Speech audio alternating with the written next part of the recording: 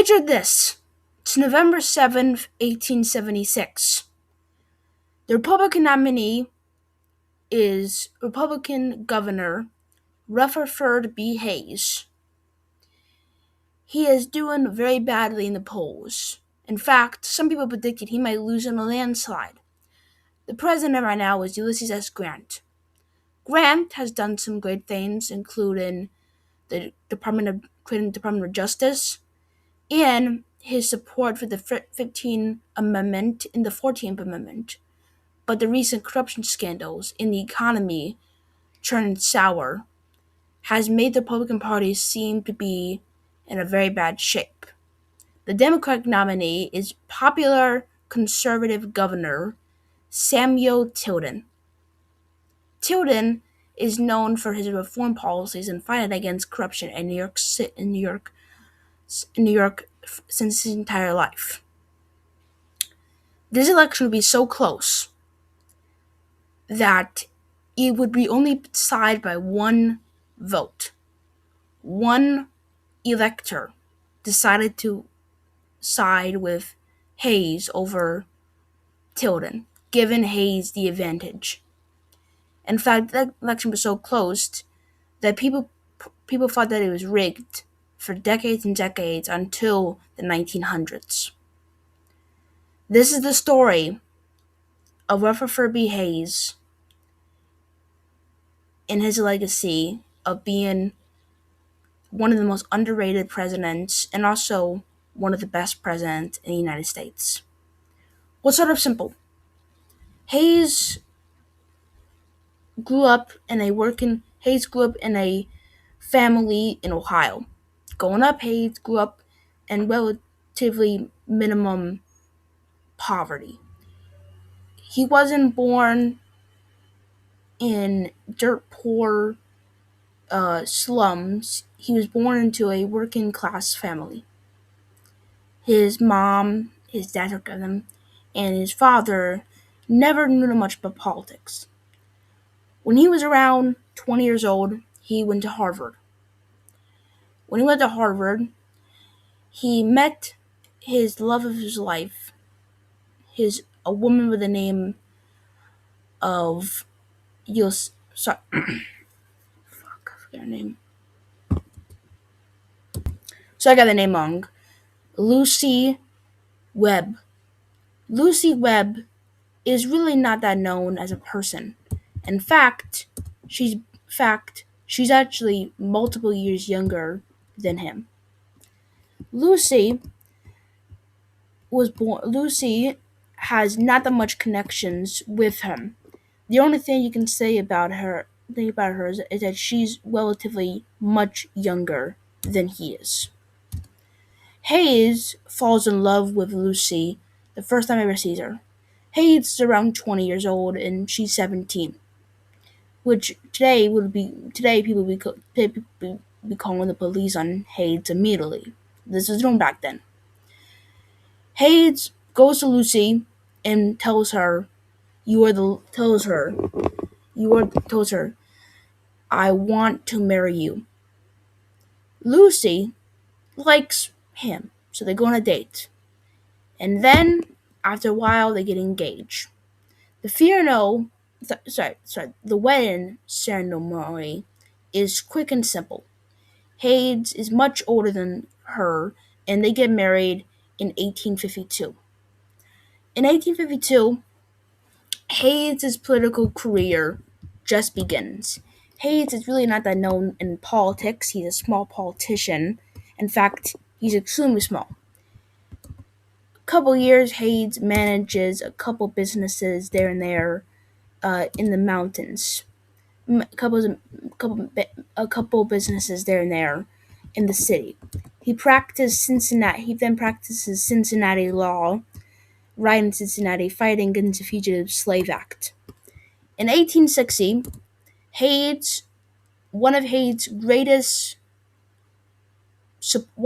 one man who Hayes called the greatest president that ever exists, the man that he called a president who died for our country, Abraham Lincoln, is elected Now, Lincoln is not running on anti-slavery problem. He's running on the idea of keeping slavery, of not expanding slavery. Hayes sees slavery as a sin. He hates it. Similar to a lot of Republicans, they see slavery as what it is. It's the idea of breaking down human beings and treating them like cattle to serve their own purpose. Hayes cast his vote for Lincoln. His wife is not allowed to cast a vote at all, but Hayes cast two of the votes in favor of Lincoln. Lincoln is elected. Before Lincoln is even elected, every southern state, starting with South Carolina, Georgia, Alabama, Mississippi, Texas, and then finally Texas, Louisiana, Arkansas, all began to succeed. Hayes is panicking. Hayes is panicked. Lincoln calls up a militia to take arms. Hayes has never once been Hayes has never once been in the military his entire life, but he can feel it. He sees the country warring at the idea of war. The idea he knows that this will tear his country apart. Lincoln calls for militias to begin. He calls it the calling of militias. The governor of Ohio at the time, by the guy of the name of William Denson, appoints several officers in charged positions. Hayes is permitted to the 23rd Regiment of Ohio. 23rd Regiment of Ohio is one of the most important people when it comes one of the most important Ohio infantries of all time. In this infantry, Hayes would become the major, and would actually meet people, including William McKinley, the private, and future Supreme Court Judge Stanley Matthews. Hayes is not that well known Hayes fights in West Virginia, going on and on. And what happened is one night Hayes Hayes is all the way in Shandon Valley for the campaigns of 1864. Hayes is about to make his mark to take down General Jubal Early, right into Maryland. Early Army. Hayes, while not noticing that, Hayes is shot in the shoulder. Shot by a bullet to the shoulder, and his horse is shot out underneath him, and his army was defeated. After that, Hayes starts to feel like his is getting worse and worse. Also, interesting about this story. While Hayes was doing that, uh, Hayes was in an area and he was being shot at, and he was shot apart, and then he got out free. Hayes gets out of the military, and he gets the military, and he gets the command of a brigadier general, one of the highest general degrees of all time. Then, while getting out there, while serving the army of the Shonen, which is the army which was created right before the war even ended, which was commanded by Philip Sheridan, Horatio, Robert Patterson, Nathan Banks, Thomas Turbert. One of Hayes's friends tells him that he should run for Ohio's 2nd District. Hayes is in the battlefield. Hayes has no idea about this. They run him. And in fact, they send letters out. They send notes out to have him run. Well, Hayes, at this time, had just got into this interesting fact. Hayes comes in office, and he identifies as the moderate rank. At this time frame, the president was Andrew Johnson. Andrew Johnson is the most hated president at this time. The Republicans despised him everywhere. In fact, Republicans hated him so much, in fact, that Hayes doesn't just dislike him. Hayes thinks he's one of the worst presidents of all time. Then, in 1867, one of Hayes' most important choices happened. This is another story about. Andrew Johnson gets impeached. Hayes votes for the first resolution for the impeachment.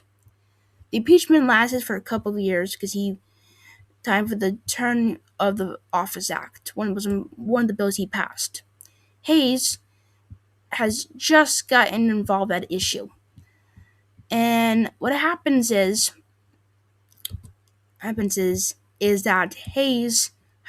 that the election ends with with Andrew Johnson not being impeached by only one vote. In 1867, only 2 years of being elected in U.S. Representative of Cincinnati, Hayes' political career is smaller than ever. He is about to run for one of the biggest offices he's ever run for. Hayes isn't just popular, he's well beloved.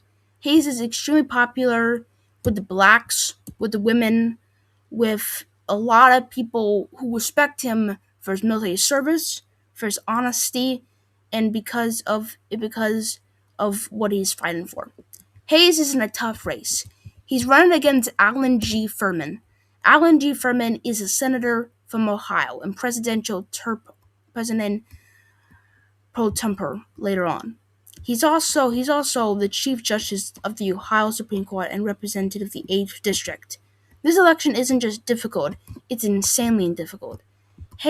Both of these people, Hayes and Furman, hate each other. Furman is opposed to giving African American rights and is and offers to reverse civil rights advancements. He also supports continuous segregation in schools, and also deeply is anti-Lincoln and is a deep hater of the Republican policies. Hayes is not just campaigning; he's campaigning on a very tough note. This election isn't just close; it's extremely close. Hayes campaigns on a proposed constitutional amendment that would guarantee suffrage to black male Ohioans, and Hayes' opponent Alan G. Furman made the centerpiece of campaign to oppose black suffrage. Both men campaigned vigorously. The election isn't just close; Hayes barely wins it. In fact, the election is extremely close. Hayes only wins by only around 2,000 votes. Hayes gets in office, and the first thing Hayes does when he gets in office is he gets that shit done. He makes sure that he has the veto power that he needs. And what I mean is that he gets bill. As governor, he established schools for deaf mutes, reformed schools for girls. He endorsed the impeachment of Andrew Johnson and urged his conviction. He then elected again over George H. Pellington in 1870. He then ensured the ratification of the 15th Amendment, which guarantees black male suffrage with the Republican legislative, and Hale's second term, suffrage was expanded, and then also expanded the state of the Medical College, later became Ohio State University. He also proposed a reduction of state taxes and reform of prison system, choosing not to seek re-election. Hayes decides he's not going to seek election in 1870, in 1869. In fact, Hayes won the election. Hayes decides, I'm going to retire and not leave. Well, that's what happened. Hayes decides to retire and he's gone. Well, in 1873, Hayes is basically out of politics. He gets back into politics in 1875 against William Allen. Hayes Hayes is elected again for his third term in a row. This time he gets back into politics. Hayes is Hayes is urged by many senators. In fact, John Sherman to run. What happens is after he gets in office and he gets back into politics in 1876, Hayes is about to run. Hayes is about to enter politics for the first time ever. Hayes is not the frontrunner for the election.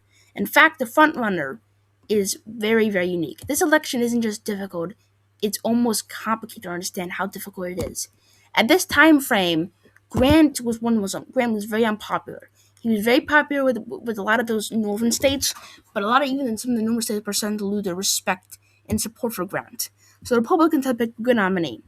Well, what happens is there's bad economy and various scandals, and what happens is the presidential candidates start off. First off, the first one to lead in the election is James G. Blaine. James G. Blaine is the former Speaker of the House. He's also one of the most important people in the country.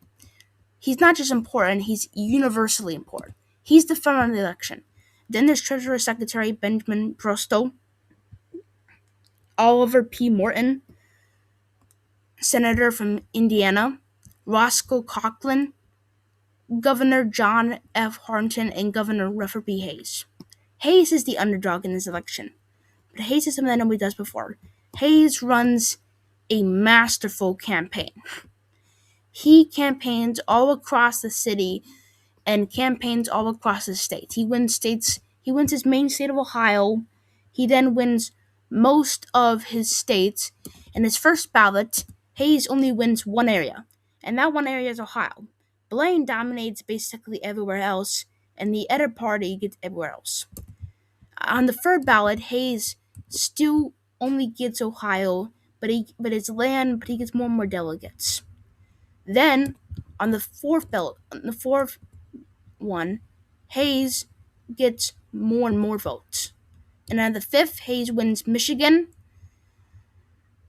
Virginia. On the sixth, again, Hayes is starting to more and more support. And by the seventh one, there's only two nominees left, Hayes or Blaine. Hayes barely wins the nomination, just being just winning by a tiny little bit. Hayes knows that he has picked somebody who's actually moderate and somebody that he can understand and is respectful. So, who does he go with? He goes with the student names that he has to pick for. There's Frederick Fallen Harshkin. He was U.S. Senator from New Jersey and later Secretary of State under Chester A. Arthur and Grover Cleveland, and U.S. Senator from New Jersey. He is one of the top nominees. Then there's Representative William A. Wheeler. William A. Wheeler is not that well known in politics. In fact, he's barely well known for his ideas. And what happens is at this time frame, Hayes is about to run for his term. So Hayes gets a nomination with him. And this election isn't just crazy, it is insane. Hayes runs one of the first ever, and I mean ever, something I like to call front porch campaigns. Frederick Douglass, the famous African American orator and abolitionist, asked whether the Republican Party would continue devotion to protect civil rights to get along without the vote of the black men in the South. Hayes and Wheeler advocated the latter. Hayes and Wheeler know if they don't win the black vote, they're not going to win at all. The Democratic nominee is Samuel J. Tilden, who's considered a formidable adversary. He's also a reputation for honesty and is a hard money who supports civil reform. This election isn't just close, this election is very close. And before the election even ends, here's what happens.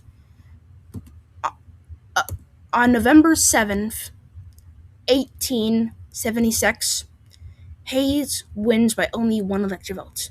The election was so close, in fact, they created something called a committee.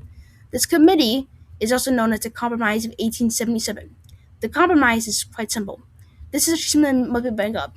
The compromise, the Republicans will win the election, but they end Reconstruction. Now, let me be very clear to you real quick. It's very important. No matter who was going to be elected, Reconstruction was going to end. Reconstruction had a 2% approval rating in 1877. There was no way at all if if Tilden got in office, he was not going to end it. Everybody was going to end it, no matter who there was. Tilden was going to end it. Hayes was going to end it. They were all going to end it. Hayes gets in office in 1877, and his presidency is actually pretty good. Let's start off with some of the benefits he did do. First off, he did the first ever civil service reform ever.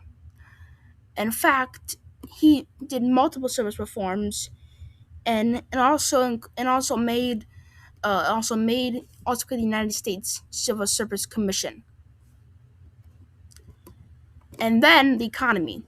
He had some bad stuff like the Great Railroad Strike of 1877, which ended in a complete disaster. Hayes is mostly blamed for that issue, which I'll say that was a bad issue, which was really bad. Then, while president, Hayes appoints John Sherman to help him out. John Sherman is able to get the economy down enough where inflation isn't extremely high. At this time frame, Hayes' approval ratings are going up and up, and he's not that well doing okay. At this time frame, Hayes is about to leave office. Hayes promised to only run for one term and one term only. By the time Hayes leaves office, he embarks on a 71-day tour and becomes the second president to travel the Rocky Mountains. Hayes' immediate predecessor, Ulysses S. Grant, visited Utah in 1875. Hayes' traveling party included his wife and William T. Sherman, who helped organize. He began his trip in September, departed from Chicago's Transatlantic Railroad. He journeyed across the continent, ultimately arriving in California. He stopped first in Wyoming, then Utah, then Nevada. And then in 1880, by the time Hayes returned back, he cast his vote for his editor congressman and good friend James A. Garfield. Garfield wins the election, but then goes on, as you know, to get assassinated, which deeply, deeply saddens Hayes' life. Deeply saddens Hayes. After Hayes is done leaving office, Hayes' reputation in presidency is simple. Hayes is known for being one of the first Protestant, one of the first temperance people. In fact, Hayes' wife, Lucy, banned alcohol completely. She got a nickname of Lemonade Lucy because she would serve lemonade to people. After Hayes' leave of office, Hayes becomes elected to the Military Order of Loyal Legion, which is a very powerful Union military group.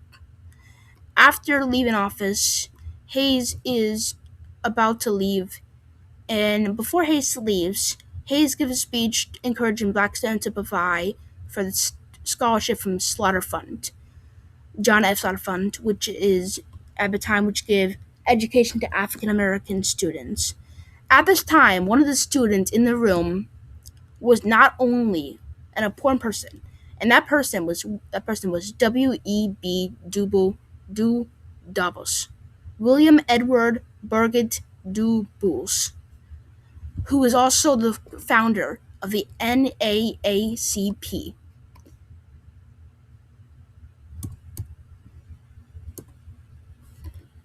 After leaving office, Hayes is not doing so good when it comes to rich. He still lives in his nice house, but I wouldn't say he's a millionaire.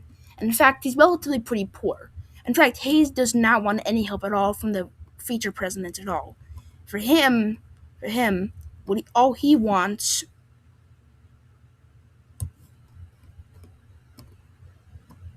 is to get out. But before Hayes gets out, Hayes obviously becomes a little bit more kind of a little bit radical.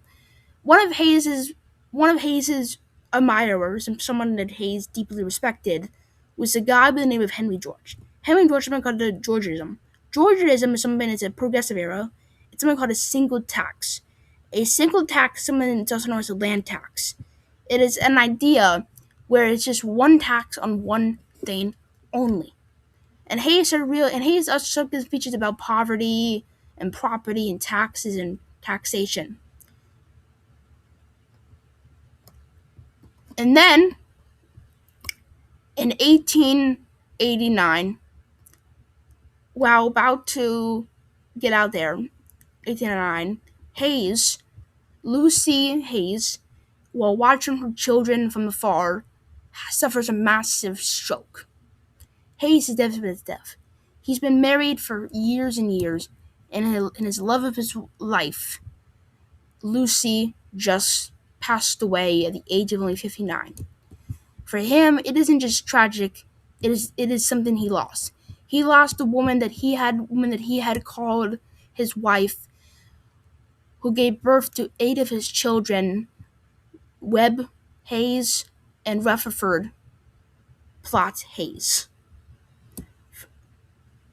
Then, after Hayes leaves office again,